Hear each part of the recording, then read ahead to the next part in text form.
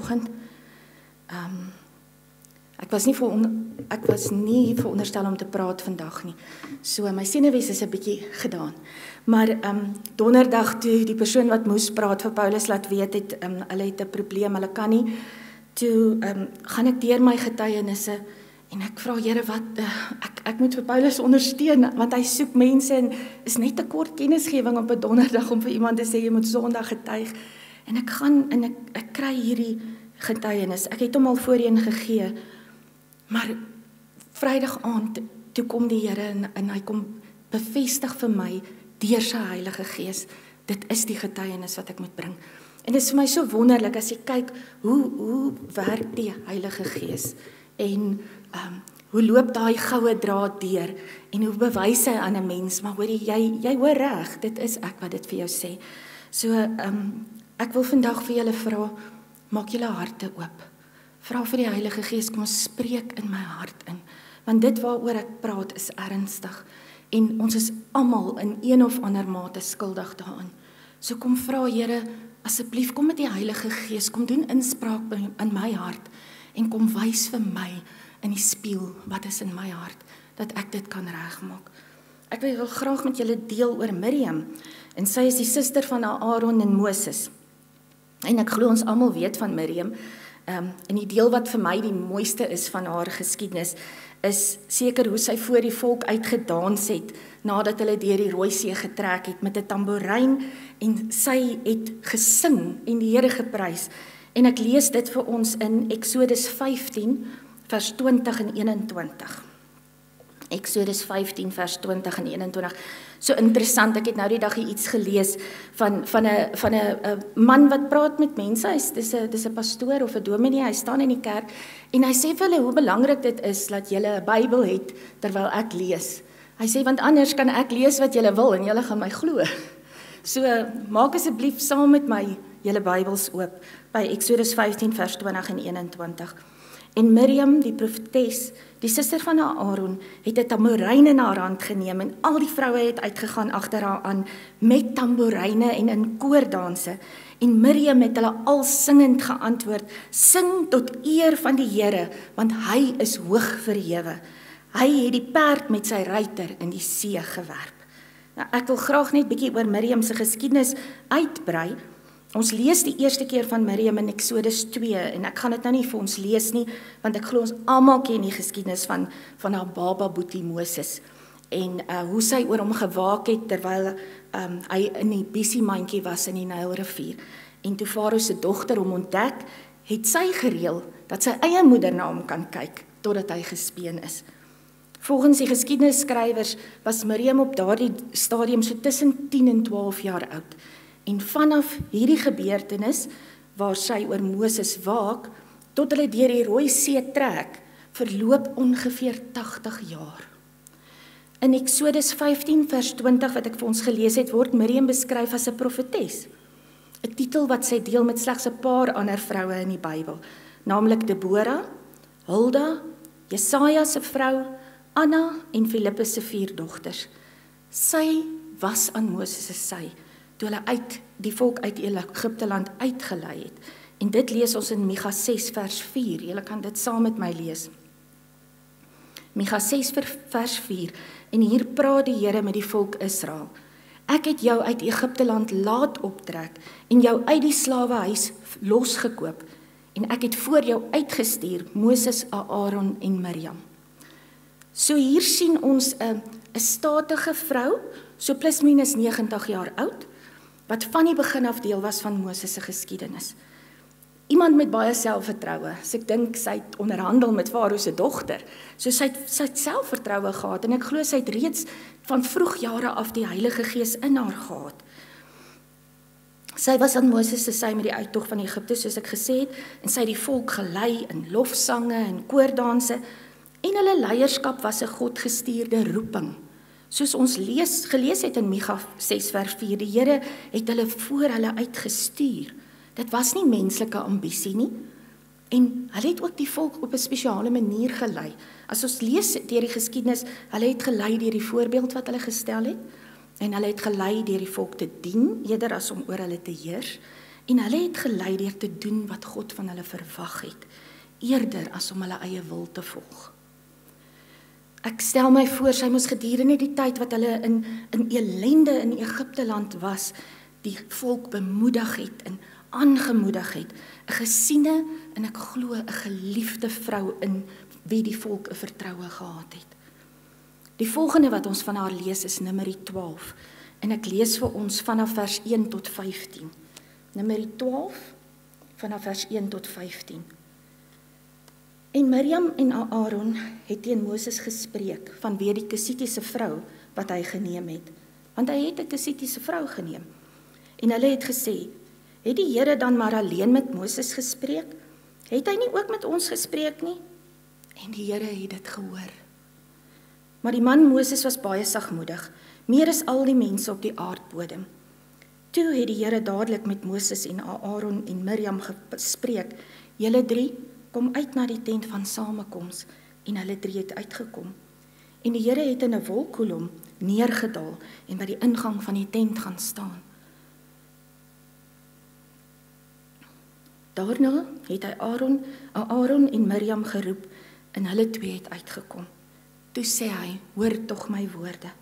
As julle profeet van die Here is, sal ek deur 'n gesig my aan hom bekend maak. Deur 'n droom sal ek met hom spreek. So is dit nie met my knegt Moses nie. In my hele huis is hy getrou. Mond tot mond spreek ek met hom en deur aanskouing en nie deur duister woorde nie. Hy sien die verskyning van die Here. Waarom het julle dan nie gevrees om teen my knegt, teen Moses te spreek nie? En die toorn van die Here het teen hulle ontvlam en hy het weggegaan. En toe die wolk van die tent af wegtrek, kyk, toe was Miriam melaats, so sneeu. En na Aaron en Miriam aangekyk, sy was melaats.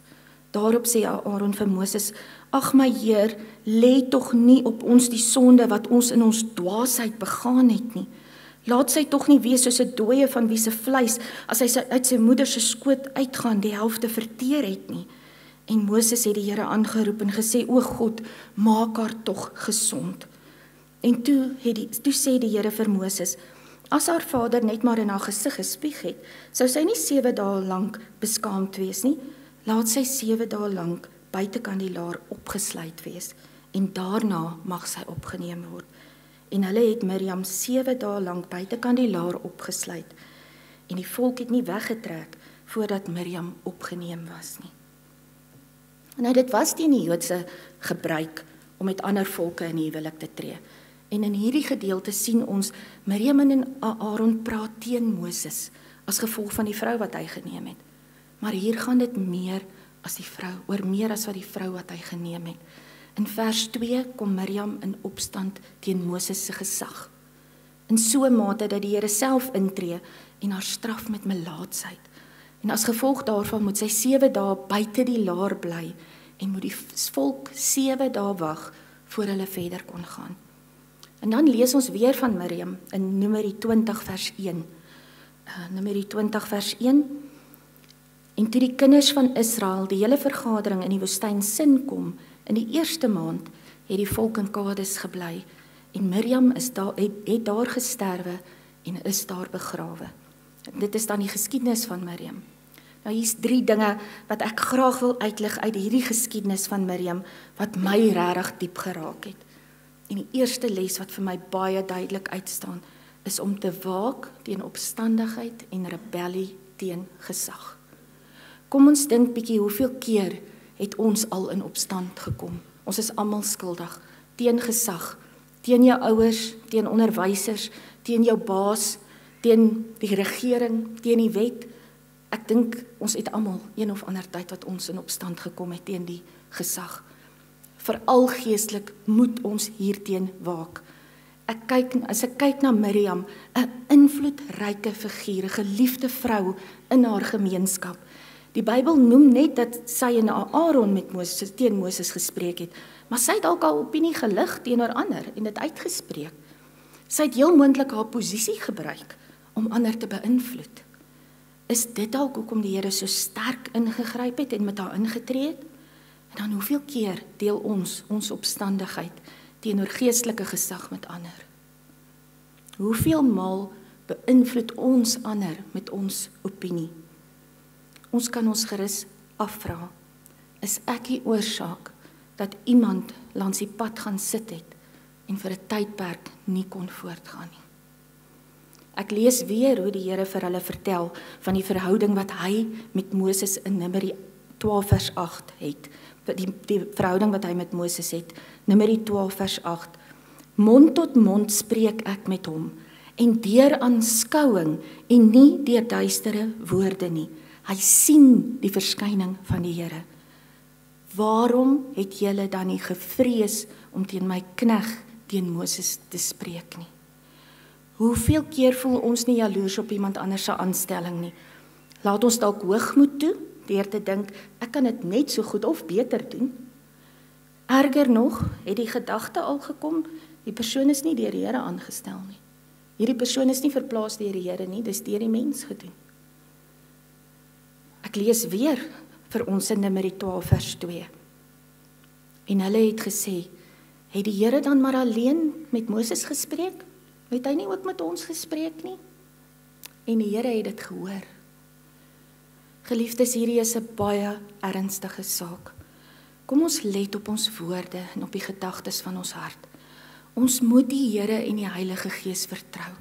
Hier kom ons by die wortel van hierdie probleem van minagting op ons leiers. Ons vertrou nie meer die Here en die Heilige Gees nie. As jy gekom het op 'n punt waar jy die vertroue verloor het, bid, vas, roep na die Here, dat hy jou vertroue in hom sal herstel. Vrydag aand het die Here regtig ernstig hieroor gepraat. Hy het gesê hy praat met ons oor hierdie saak omdat hy ons liefhet. Hy wil ons nie los waar ons is nie. Hy wil nie sien dat ons verkeerde dinge beoefen nie. Hy het ons gemaan, moenie die aangestelde leiers minag nie. Dit maak dat ons harte verhard. En wanneer verhard ons harte?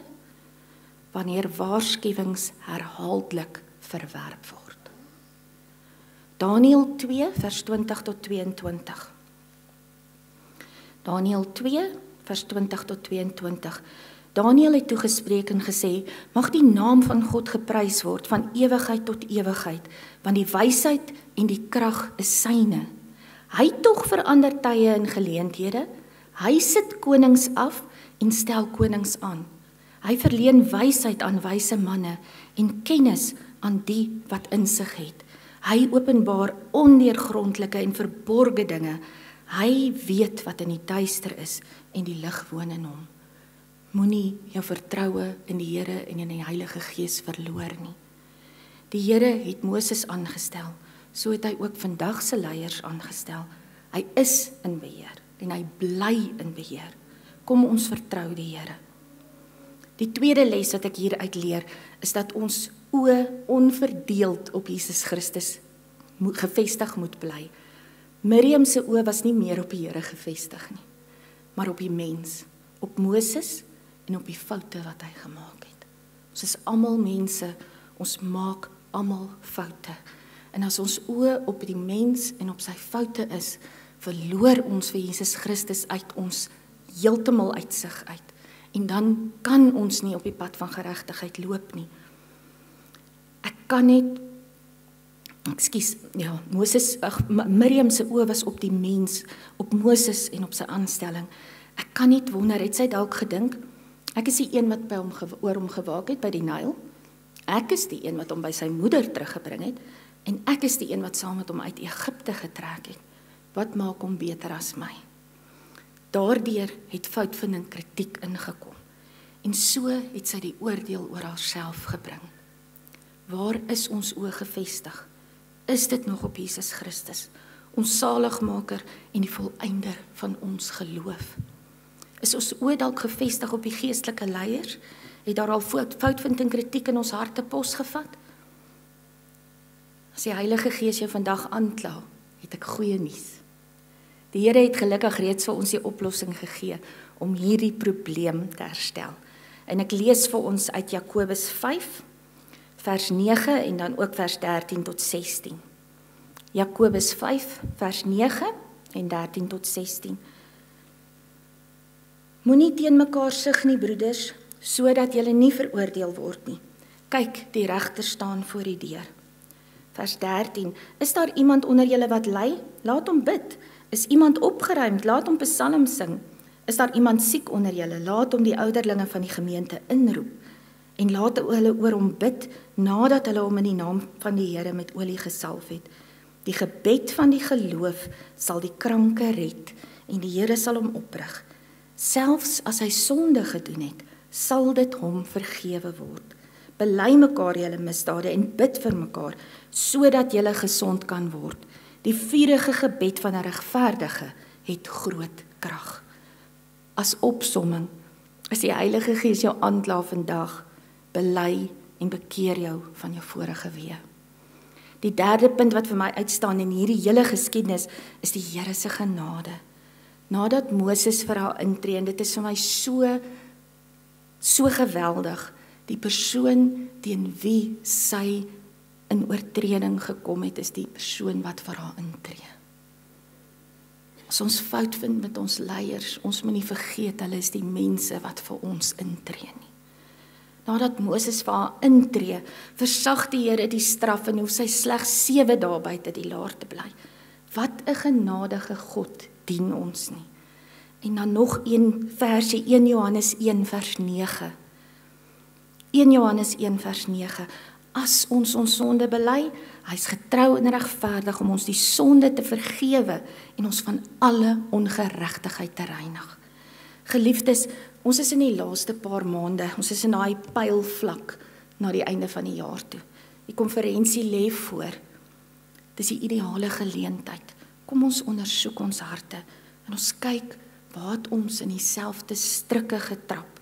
Strikke van opstandigheid, van foutvind en kritiek, van minagting. Kom ons kyk waar het ons dalk ons vertroue in die Here en in die leiding van die Heilige Gees verloor. En ons gebruik hierdie tyd voor die konferensie om ons harte reg te maak, sodat ons kan deel wees van 'n hemelende gemeente. Amen.